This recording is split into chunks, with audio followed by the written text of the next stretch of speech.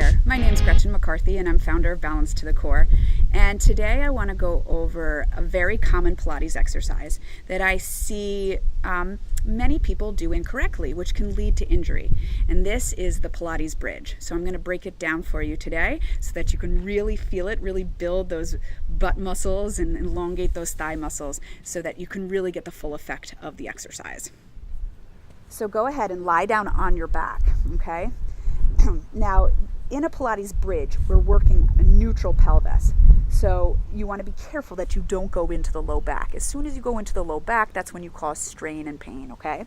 So I want you to pull your heels towards your seat and make sure your feet are lined up with your hip bones, your knees, and your ankles. So everything's lined up. And you might have to look at yourself in the mirror to make sure it's happening. But basically, you have like a fist distance between your knees, okay? And feet. So you want to find a neutral spine, so keep your pelvis down, ribs down, shoulders down. Now I'm going to start to articulate up to show you sort of what's going on to get into a bridge position. So basically you want to tilt your pelvis towards you first. When you do that, it's your abdominals doing it. My butt muscles are not working yet. My heels are not pushing yet. So I've just tilted with my abs, and then I keep kind of scooping with my abs. So now my back has elongated into the mat. And at a certain point, I can't lift anymore without getting into my butt. So now I start to squeeze my butt as I push my heels into the floor. As I start to come up, I'm pushing my knees forward to elongate my thighs. And then as I come up, my belly's still scooping, my butt is still squeezing, but I'm lengthening my thighs away from me. All right? So now I'm going to roll it down. And as I roll it down, I soften from the chest, articulate it bone by bone.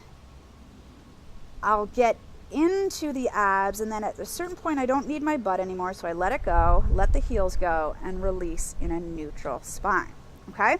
Now, if I didn't think reaching and thought more lifting, what tends to happen as I lift straight up is I've lost my abs, it's seared into my low back, and it's really just my butt sort of hyperextending my hips and searing my back, okay? So that's why you want to think really more reaching rather than lifting.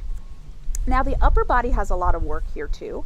So you want to pull your shoulder blades back and down. And notice when you do that, you really engage those back muscles so they stay stabilized the entire time. So as you sort of push the shoulders back and down into the mat, get your arms long with your palms down. And notice without even working, you're engaging your triceps and your arm muscles are really working. So do the same thing now, focusing on mostly the upper body. So you're going to tilt, scoop with the abs. When the abs can't pick up anymore, you squeeze the seat, push into the heels, and lengthen your knees over your toes. From here, feel your shoulder blades pull back and down. Now, if my shoulders start to sort of lift off the mat, they start to roll forward, and I've lost the emphasis of an open chest. So push your shoulder blades into the mat and down as you flatten your palms into the ground. Push your palms into the ground and really work your arm muscles. At the same time, push your heels into the mat and lengthen your knees over your toes. Look how much is working. So you have a long neck. Your shoulders are really working the back muscles. Your ribs are pulling in to engage the ab muscles. Your knees are pressing over and your butt is squeezing up. Feel the connection of your heels into the floor as you dig deeper into your seat. Keep all of that working as you slowly make your way down. Ooh. Now without articulating, just squeeze it up. Lengthen the knees over the toes and lift and lower down. Try 10 of those and see how you feel. Really focusing on the knees reaching over the toes. The heels pushing in to squeeze the seat. So heels to floor, and that attaches to your seat. Your ribs pulling in to engage the abs. Your shoulders pulling down to engage the back. And your palms pressing into the earth to engage the arms. Right? A lot going on here. And you can play with it a little bit. So if we hang up, I think I got like one more for 10. If you keep all of that moving and try to just lift one heel, and then try not to move anything else in your body, and hover one foot off. Woo! And lower down. Try the other side. Just lift the heel. Hover, hover, hover the other without letting anything tilt and working all those muscles. And then lower down and hug in. So it's a lot going on in the Pilates Bridge. And when you work kind of more advanced, you get your knees up and you reach your legs, you do some kicks.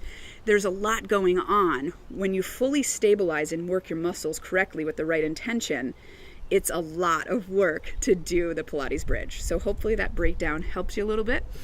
If you want to work the Pilates Bridge and some workouts, I have live workouts every day, 8:30 Eastern Standard Time. Come on live. Check out my website. I have all of the information below. But every morning, 8:30, come work out with me. We have so much fun, and I will work you with Pilates Bridges so much. If you like this video, please give it a like. Please subscribe to the channel if you liked it. And I'm here every week, so I'll see you next week. Take care.